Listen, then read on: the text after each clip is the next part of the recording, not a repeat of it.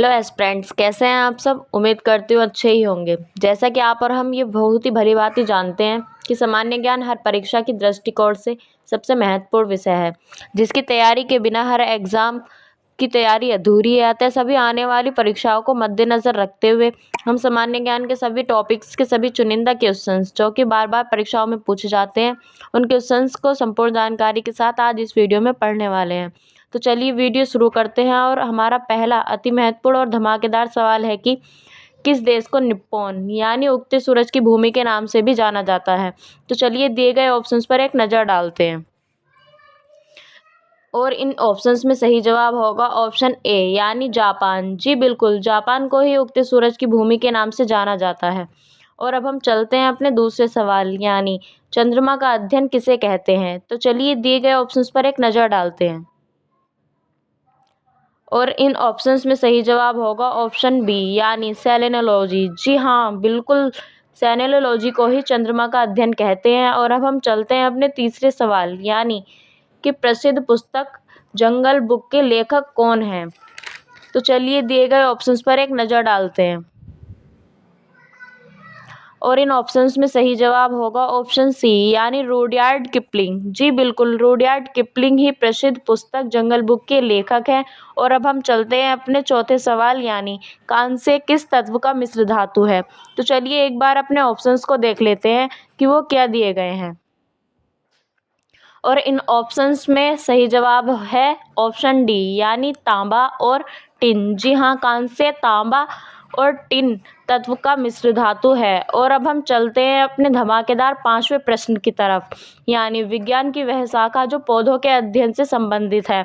तो चलिए एक बार अपने ऑप्शंस को देख लेते हैं कि वो क्या दिए गए हैं और इन ऑप्शंस में सही जवाब है ऑप्शन ए यानी वनस्पति विज्ञान। विज्ञान की वह शाखा है जो पौधों के अध्ययन से संबंधित है। और अब हम चलते हैं अपने फूल पत्ती और धमाकेदार छठे प्रश्न की तरफ यानी डेविस कप किस खेल से संबंधित है। तो चलिए एक बार अपने ऑप्शंस को देख लेते हैं कि वो क्या दिए गए हैं और इन ऑप्शंस में हमारा सही जवाब है ऑप्शन बी यानी डेविस कप लॉन टेनिस खेल से संबंधित है।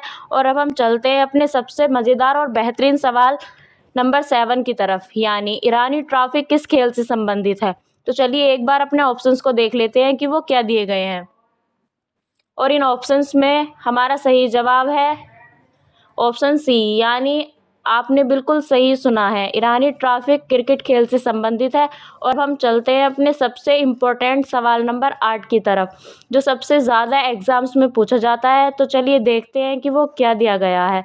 तो चलते हैं अपना सवाल शुरू करते हैं। मध्यकालीन भारत की पहली और आखिरी मुस्लिम महिला शासक कौन थी। तो चलिए अपने ऑप्शंस पर एक नज़र डालते हैं कि वो क्या दिए गए हैं और इन ऑप्शंस में हमारा सही और सटीक जवाब है ऑप्शन डी यानी हाँ स्टूडेंट्स, आपने बिल्कुल सही सुना है।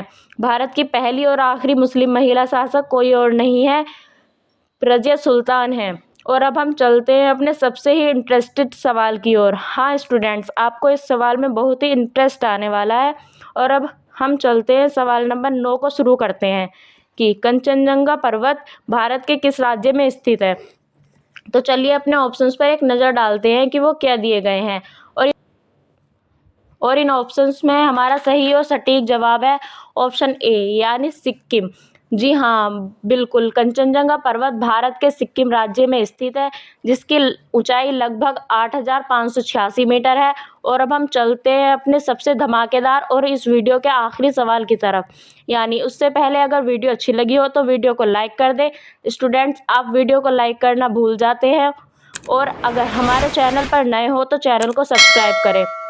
और ये रहा हमारा इस वीडियो का आखिरी सवाल कि उस शासक का नाम बताइए जिसने दिल्ली में कुव्वतुल इस्लाम और अजमेर में अढ़ाई दिन का झोपड़ा 2 मस्जिदें बनवाई। तो चलिए एक बार अपने ऑप्शंस को देख लेते हैं कि वो क्या दिए गए हैं और इन ऑप्शंस में हमारा सही जवाब है ऑप्शन बी यानी कुतुबुद्दीन ऐबक ने ही इन दोनों मस्जिदों को बनवाया था। वीडियो को पूरा देखने के लिए धन्यवाद।